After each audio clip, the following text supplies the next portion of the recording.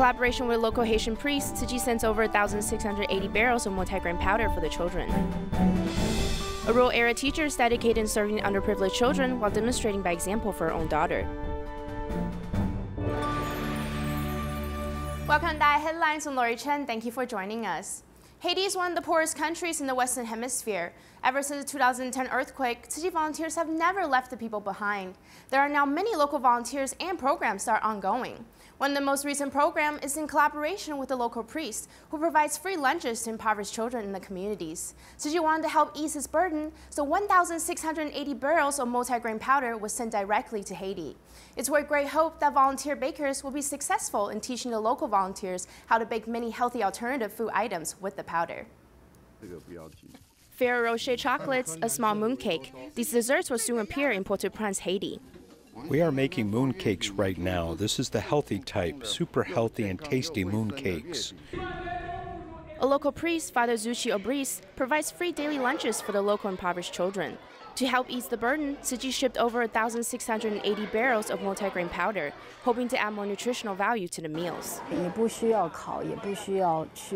It doesn't need to be baked or given special treatment. All you need to do is put it into the already made molds. It's very easy to make and it's delicious to eat. We're planning to teach the Haitians how to make these multi-grain products. We have many professional bakers here that will take the time to teach them individually. We have faith that they will learn it in no time. The multi-grain powder has many uses. Mixed as a drink, cook it with rice, and the base for many desserts. It's low in fat and sugar contents, so it's a very healthy and delicious alternative to other ingredients.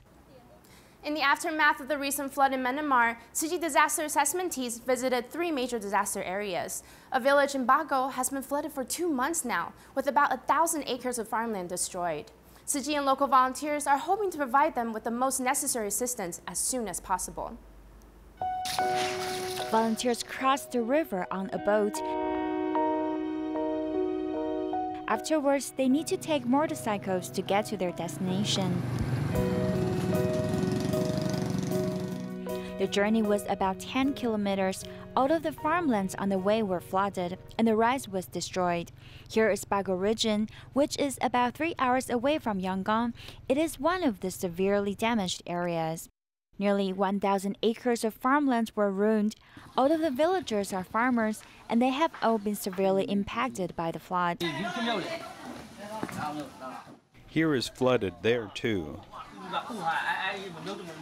His house is comparatively on the highland, but the water still rose to his thigh.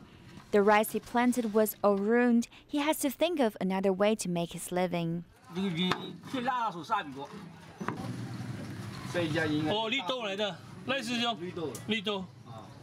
A local volunteer, Wu Santian, also joined the disaster assessment.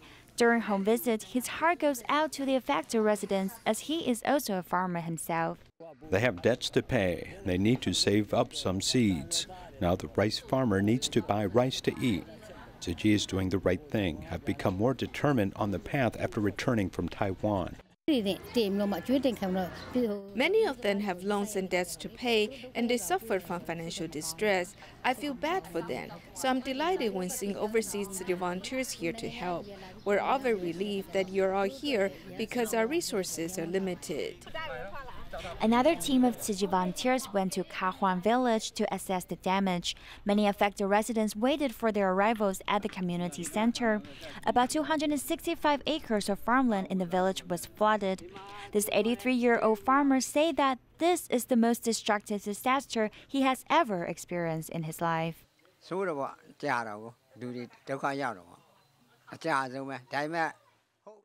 When I was young, there was a more severe flood once, but it didn't last as long as this one. This time the flood has lasted the longest.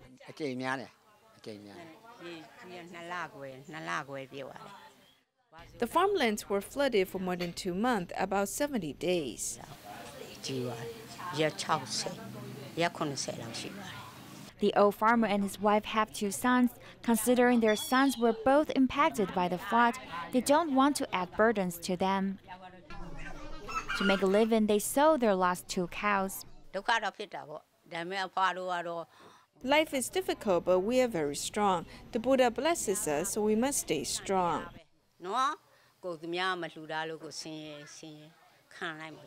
The disaster assessment team visited 3 severely flooded areas, including Yangon, Bako, and Mon State. Volunteers passed by mud and water to check on affected households. They have started to coordinate with related organizations, hoping to provide these farmers with the most needed aids. The August flood in Taiwan affected up to 30,000 hectares of land in Chiayi. The Budai area was the worst affected, as the heavy rain coincided with the lunar high tide. This really overwhelmed the regional drainage system. In fact, the government has already put into place comprehensive land reforms in hopes to increase water storage spaces and changing the industry as a whole.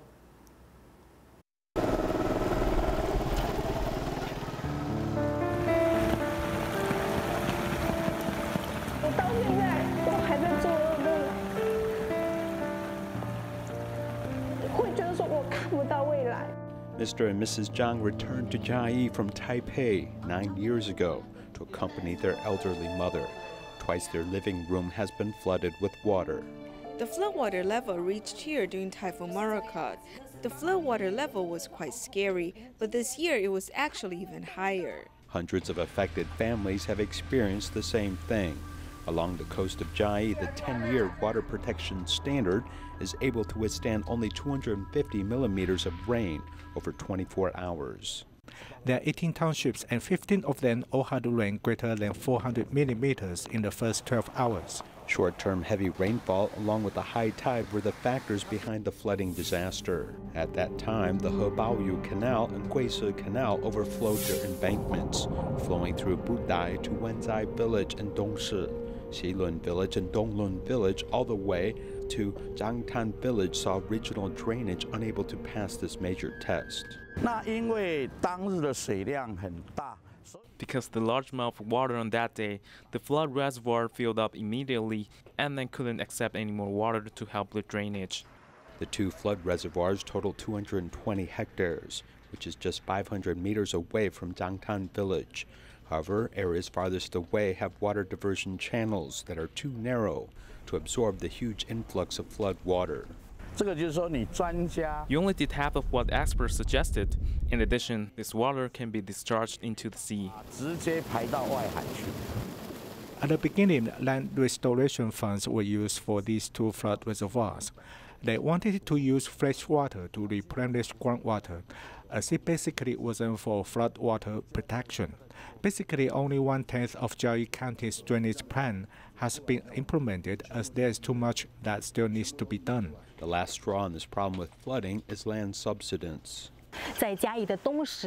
Here in Chiayi's Budai area, you can see many of these old brick houses, which are 40 to 50 years old. The height of these houses sinks lower each year. Now we can touch the roof of these houses, and some of these windows are at the same height as the road. These older houses, which have outlets mounted in the ceiling to prevent flooding problems. On the west coast, there are many buildings built upon slender columns, carrying the weight of the entire house. Later on, other buildings saw their foundation raised by 2 meters to prevent flooding. It may cost more than $1 million NT to raise the house higher. This is difficult for us as our income isn't very high. After big rains, their homes are like flood reservoirs as water rushes in. We need to think about how to change this land use to change this problem. Otherwise, this will lead the area to become poorer and fall behind. Wangliao Village to the north of Zhangtan Village and also the west side of Dongshi Township, the terrain is relatively low. However, damage was relatively mild when it came to August 23rd flooding. The reason has a lot to do with these fallow salt fields behind me. In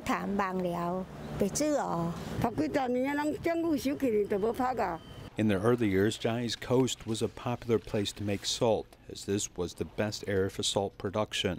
Wangliao Village has 200 hectares of fallow salt fields, which have been turned over to flood reservoirs. We dug trenches to allow water to flow in. We also have pumping stations to bring the water in. Ke De-yi is a fish farmer and lives in the disaster area. Originally, the fish pond was only 1.5 meters, but he now dug it to a depth of 5 meters. Digging deeper let us create a higher embankment. It's about the equivalence of going from one floor to the second floor. This is the difference. Scholars have jointly proposed a subsidence plan, with fishing ponds becoming flood reservoirs. This is a natural way to solve the problem, but so far the government has yet to implement the plan. We have done some exchange, and we want to deepen the areas where we store water. And in areas where there is still flooding, we will build it higher. We want to achieve a balance between soil and water, which will allow us to develop industry. We're facing subsidence, rising sea levels, and extreme climate. These three major issues mean we need to rethink our natural ecology. This hot sea breeze and a pile of oysters show that this fishing village is returning to normal after the floods. But there is still a fear that floodwaters could soon return, as residents are uneasy about their future, with worry always in their heart. In Malaysia, the Tzu Chi adaptation of Dharma's water hasn't been before in Johor Bahru. To make this possible, nearly 1,000 volunteers worked as a team for more than a year long. The volunteers held a gathering to appreciate all the onstage volunteers. Many of them were very touched and share what they've learned from this whole experience. Let's hear some of their stories. At the gathering to appreciate the onstage volunteers, the fruits are arranged into the formation presented at the sutra adaptation, which evoked everyone's memories. I'm a very calm person when dealing with things, but this character is quite a crazy person. From the sutra verses, I've learned that our mindsets can change a lot of things. Therefore, we must think positively.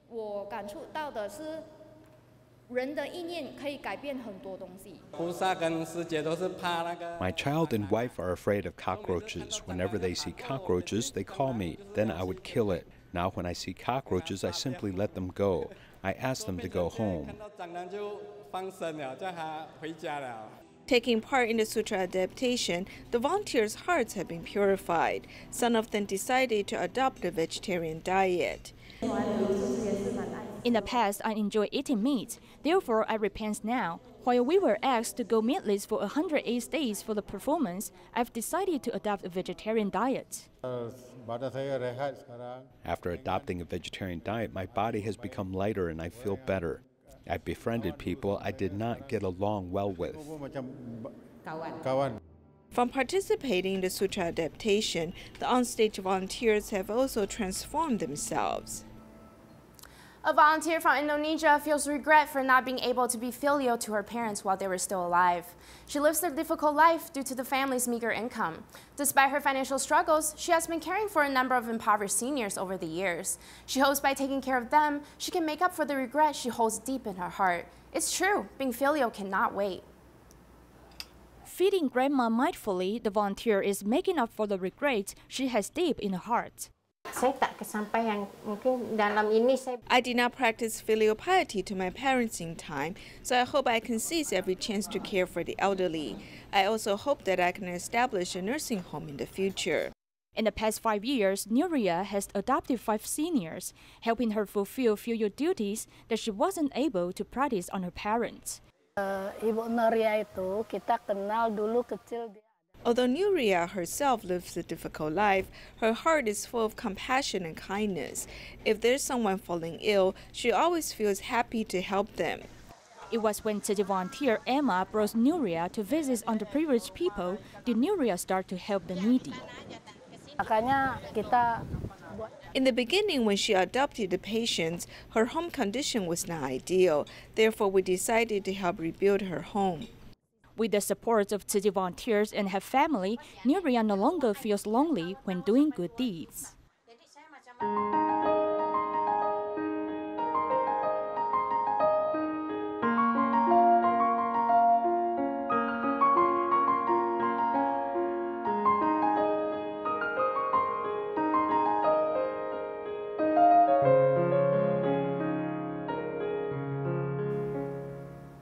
Liu Wenting, a graduate of the National Taiwan Normal University, is not only an excellent teacher, but she treats each child like it is one of her own. When she got married, she saw just how much rural areas were lacking educational resources. Therefore, she took it upon herself to not only educate the children, but also has become like a second mother to them. Let's check out this homing cram school that most of them call a home away from home. Behind the classroom is a small kitchen. When the children from the mountainous area head to cram school, it's more like going to a second home. Always worried that the students might go hungry, Liu Wenting is a teacher, but also a second mother to the children. Many of the students here are brought up by their grandparents. A lot of times, the grandparents are illiterate, so they can't help the grandchild with their schoolwork. Not only that, everyday issues are also included. It's a whole package, such as if their clothing is too small, we will help to find the appropriate sizes for them. Liu Wenting, who graduated from the National Taiwan Normal University, became a name and resident by marriage 10 years ago. She started to notice the lack of educational resources in the rural areas. She's like a second mother to me. Ever since I've been here, she's taken really good care of me. My schoolwork isn't so great, so she spends a lot of effort teaching me. She will not stop until I get it. She's very thoughtful and devoted to her craft. In the rural area, to have a teacher like her, it's such a blessing. Between family life and work, Liu Wenting insists on having her child around her, not only to help with schoolwork, but also learn to serve others in need. My mom said that when I grow up, it's important to help others. It's a two-way street. When I'm wholeheartedly giving my best to other people's children, it's a great example for my own child. I hope that my daughter will also meet a teacher like me who deeply cares about her well-being in the future. Using unconditional love to warm the hearts of each child, the cycle of great love is brewing in the small rural classroom. When it comes to expressing their gratitude for teachers, students at the Tainan Tzu Chi Senior High School were very creative. Some junior high students washed their teachers' cars as a way to say thank you. Meanwhile, DaAi mothers led the elementary students to serve tea to their teachers. For the senior students, they made the vow to perform well academically as a way to reciprocate their teachers' dedication. Washing the cars under the scorching sun, the children have become soaked in sweat. It is more interesting to wash the teachers' cars, and the teachers will benefit more. We've discussed this as a whole class. We had a lot of ideas, and this is the one that most people supported. The junior high school students from Tainan Tzu Chi Senior High School want to take actions to express their gratitude for their teachers. They've prepared cleaning tools to ensure the teachers' cars and motorcycles will be sparkling clean. They've done a good job. I seldom take care of my car, and today it looks brand new.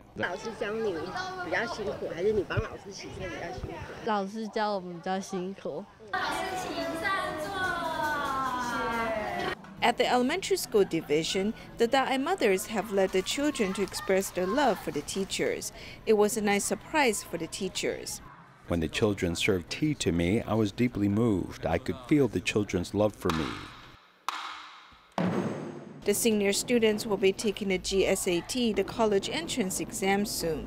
The teachers' companionship and encouragement have given them much confidence. We are nervous about taking the college entrance exam next year. We appreciate teacher Chongxuan for accompanying us. Making the grand vows, the students promise to perform well academically to reciprocate the selfless giving of their teachers. At the Xindian Jingsi Hall in New Taipei City, the kitchen volunteers on average cook for 200 people each day. In order to reduce the workload and save resources, Tzu Chi Jingsi products are being promoted. Now every Wednesday, Tzu Chi Jingsi products are used in the meals, which not only protect the environment, but is also good for our overall health.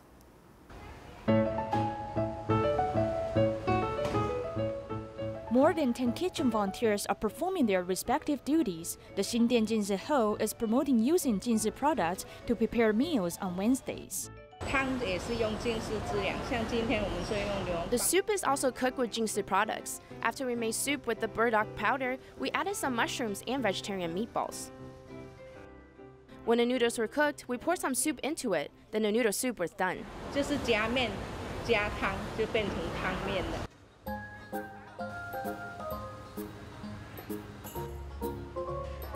Besides noodles, there is also rice to choose from.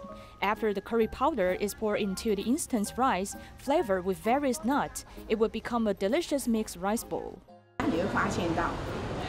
You will find that kitchen volunteers do not need to work as much. When you taste the foods they cook, they are usually not too greasy because they're all natural.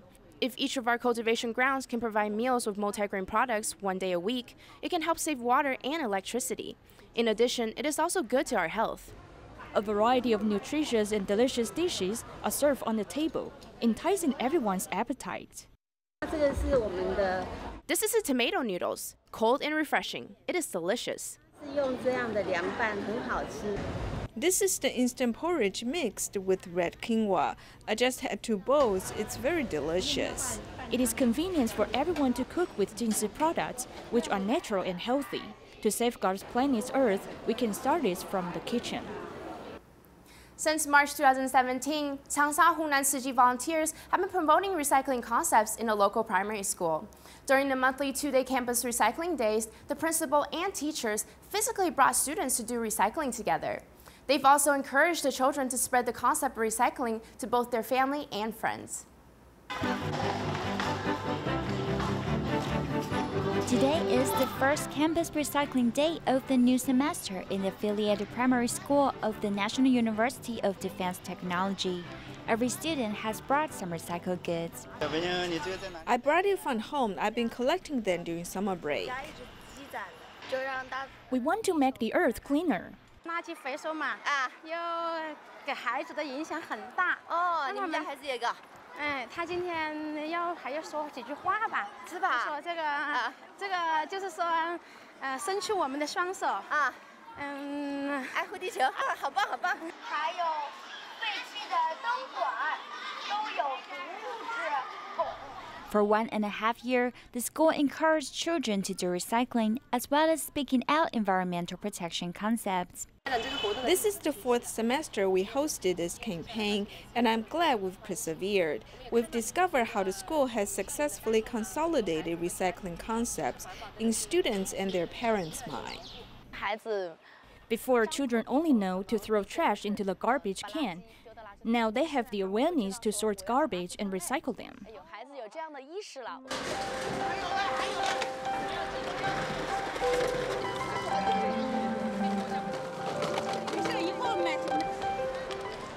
When the recycling station owner learned about the children's wish, he put in some money so that the school can donate the proceeds, which is $153 to Tzu Chi as scholarships.